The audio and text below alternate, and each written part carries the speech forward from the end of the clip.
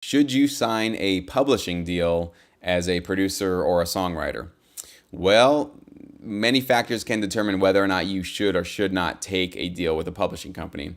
Most publishing companies are going to ask you to be an exclusive writer, an exclusive producer with their company for a set amount of years. It could be an annual basis where you can elect to renew your contract, or you decide that you want to get out. Sometimes it'll be 2 years, it could be longer. So every contract is a little bit different. Some contracts will offer you a pretty ridiculous, awesome upfront sort of advance. It could be $20,000, $50,000, $100,000, depending on how hot of a producer you are, how big of a name you are, etc. All those things. So those are obviously the bonuses of being signed with the publishing companies. You're going to get some relationships with these companies that will be able to, find placements for your music with artists, or maybe even some music supervisors. And then possibly they could give you a little bit of an upfront fee to work with you for a set period of time. Now, the downside, and the reason why I have never sought out a publishing company and why I never felt like it was right for me, was that exclusive part of it, where they say, if you sign with us, you got to go with us for 1 year, 2 year, 5 years, whatever they say. Now, if they're going to go exclusive with you, obviously most of the time they're going to give you that upfront fee as sort of consideration for that, to say like, well, listen, you're not going to be working with anybody else, and we understand that is sort of an inconvenience. So in order to compensate you for that, we're going to give you an upfront fee. Now that upfront fee might be tempting because maybe you're broke and $20,000 can actually get you out of debt and help make sure you pay off your car and your rent and all that kind of stuff. And I know of a lot of artists that have taken those deals simply because $20,000 to them at that point in their life is the world. I mean, they feel like millionaires and all their financial troubles are over.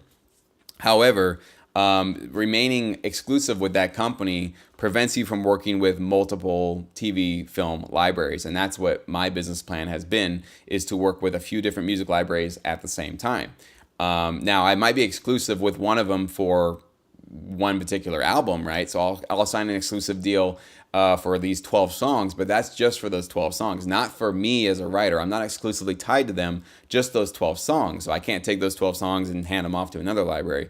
So I'll work with a couple of these exclusive libraries, feeding them, different music and maybe different genres, sometimes the same genre. Sometimes two different companies want the exact same genre from me.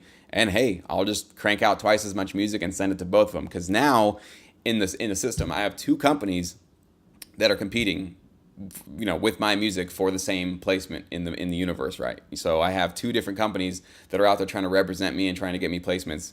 And it's very possible that on the same show, like my tracks from two different libraries are the ones that are trying to be inserted into a certain slot on a show.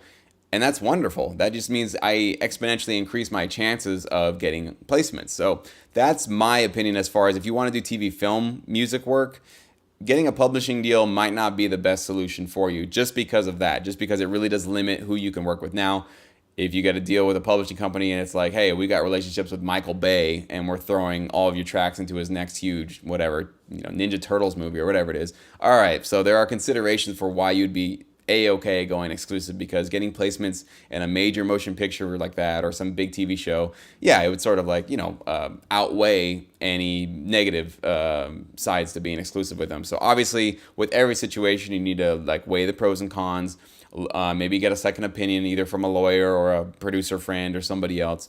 But that's really where my thinking goes when it comes down to getting a publishing deal, especially when it comes to pursuing your music and trying to get it involved in the TV film licensing world. If you want to learn more about the TV film music licensing business, then click this video right here and you'll be sent a free crash course which will teach you everything you need to know to get started today.